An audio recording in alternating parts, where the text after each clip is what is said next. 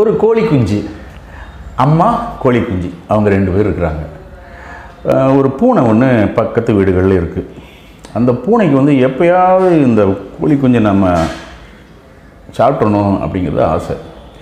இந்த கோழி குஞ்சுக்கு வந்து விவரமே தெரியாத ஒரு கோழி குஞ்சு, விளையாட்டுத்தனமாக இருக்குது, பாதுகாப்பாக இருக்கணுங்கிறது தெரியல, அம்மா சொல்கிற பேச்செல்லாம் கேட்குறதில்ல, பூனையோட சகவாசம் வச்சுக்கிறது. அம்மா வந்து அடிக்கடி சொல்கிறாங்க, பூனையோடலாம் சகவாசம் வச்சுக்கிறாத, அது வந்து நம்மளெல்லாம் சாப்பிட்ரும், இல்லை அவன் நல்ல நண்பன், நல்ல ஃப்ரெண்டு தெரியுமா அப்படின்லாம் சொல்லுது கோழி குஞ்சு. ஒரு கட்டத்தில் இந்த கோழி குஞ்சுக்கு கொஞ்சம் ஊரெல்லாம் சுற்றி பார்க்கணுன்னு ஆசை. உன்னையுமே நீ ரொம்ப நாள் ரொம்ப அப்படியே ஜம்ப் பண்ணுற, அங்கே போகிற இங்கே போகிற, நிறையா ஊர் உலகத்தெல்லாம் பார்க்குற பூனை, நான் தான் எங்கேயுமே போனதே இல்லை பூனை அப்படின்னு குஞ்சு வந்து சொல்லுது.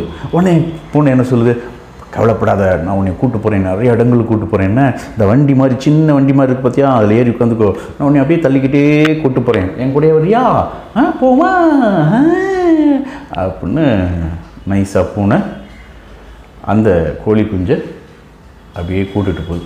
போயிட்டு இருக்கும்போது இன்னொரு பூனை வருது. இவங்க யார், புதுசாக இருக்குது, அவன் என் ஃப்ரெண்டு தான், வா வா போவோம் 3 பேரும் சேர்ந்து போவோம், நல்லா கூட்டமாக போனால் தானே நல்லா ஜாலியாக இருக்கும். இன்னொரு பூனை ஒன்று சேருது.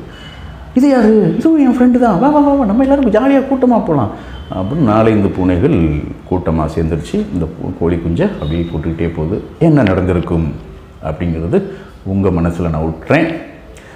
லைஃப்பில் கனெக்ட் ஆகுதா? கனெக்ட் ஆகிருக்கும். ஓகே, நன்றி, மகிழ்ச்சி, ஜாக்கிரதையாக இருப்போம். மகிழ்ச்சி. நான் உங்கள் நண்பன், சேல்ஸ் கோச் சின்னராஜா. மனங்கள் மலரட்டும்.